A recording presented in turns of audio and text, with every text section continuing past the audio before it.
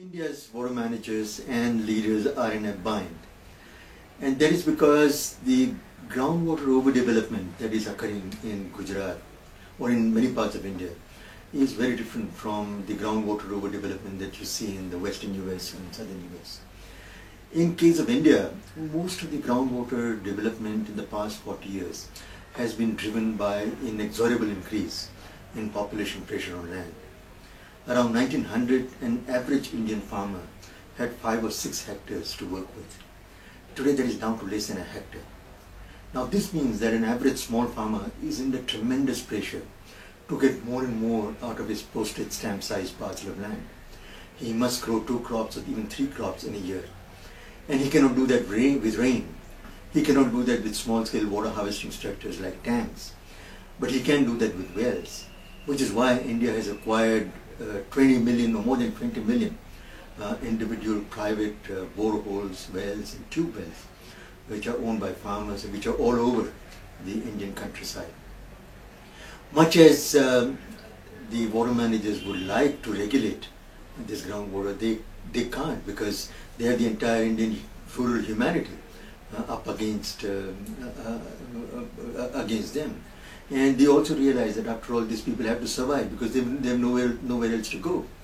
Over 20, 25-year, 30-year period, if India continues to grow as it has been doing in the past 5, 6 years, then there will be opportunities in the off-farm sector, and India would be able to move a significant proportion of its agricultural population to non-farm livelihoods.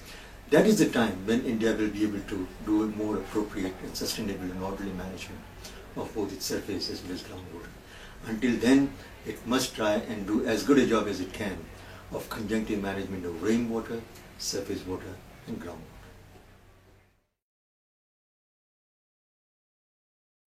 Well, India changed direction in terms of its overall water management strategy, and especially in managing its groundwater resource.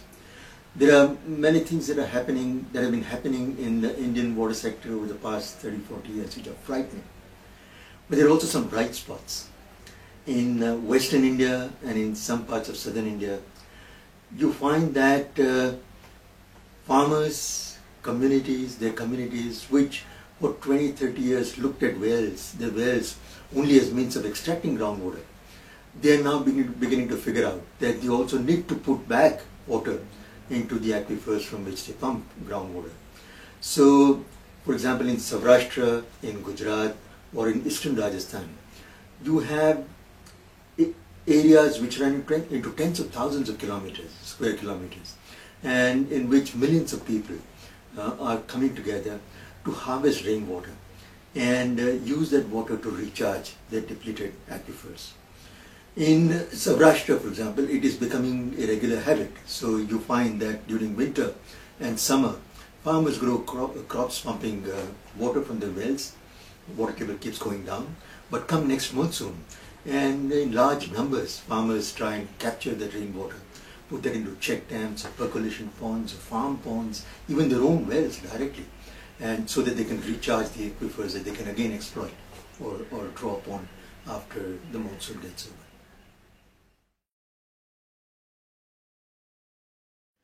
Well, India's groundwater story has some important lessons for many other areas of the world, but especially sub-Saharan Africa.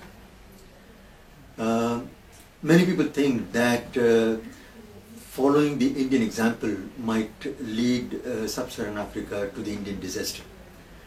But actually that's not the case. If Africa learns intelligently from Asia's experience, it can not only avoid the pitfalls of groundwater overdevelopment, but bring to its smallholders the benefits that groundwater development has brought to the to India's smallholders.